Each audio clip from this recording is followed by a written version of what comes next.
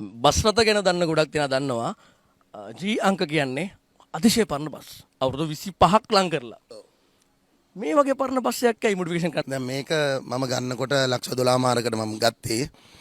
ඒක බස් එක ගන්නවා ලක්ෂ 12 මාරට. 12 මාරකට ගත්තේ.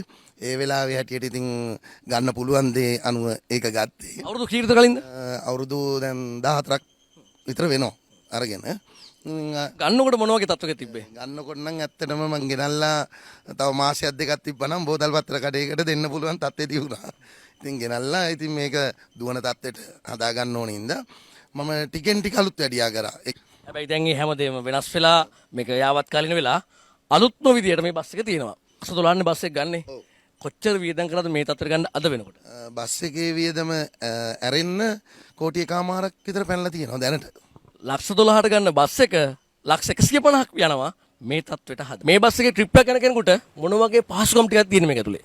මේක අපි ඇතුලේ ඉන්ඩෝ සම්පූර්ණ වෙනස් කරලා තියෙනවා. ලක්ෂරි ලුක් එකක් මේක අපි අරන් තියෙනවා. ඇතුලේ ලක්ෂරි කරලා තියෙනවා. සෝෆා සෙට් ගහලා තියෙනවා. එතකොට අවුට්ඩෝර් DJs තියෙනවා. එතකොට අවුට්ඩෝර් ලයිට් සිස්ටම් තියෙනවා. ඉන්ඩෝර් ලයිට් සිස්ටම් තියෙනවා. ඇතුලේ හොඳ හයිෆයි සවුන්ඩ් සිස්ටම් එකක් තියෙනවා. කූලින් ෆෑන් අපි දීලා තියෙනවා. මොකද තනිකර ක්ලබ් එකක ආකාරයක් තමයි මේක අපි යාලට දීලා තියෙන්නේ. යන අයගේ සතුට තමයි අපිට ඕනේ. ගොඩක්ම යාලගේ රස වින්දනය හැමදේම අපිට බලාපොරොත්තු වෙන්න තමයි අපි මේ හැමදේම මේගොල්ලන්ගෙන් දීලා තියෙන්නේ.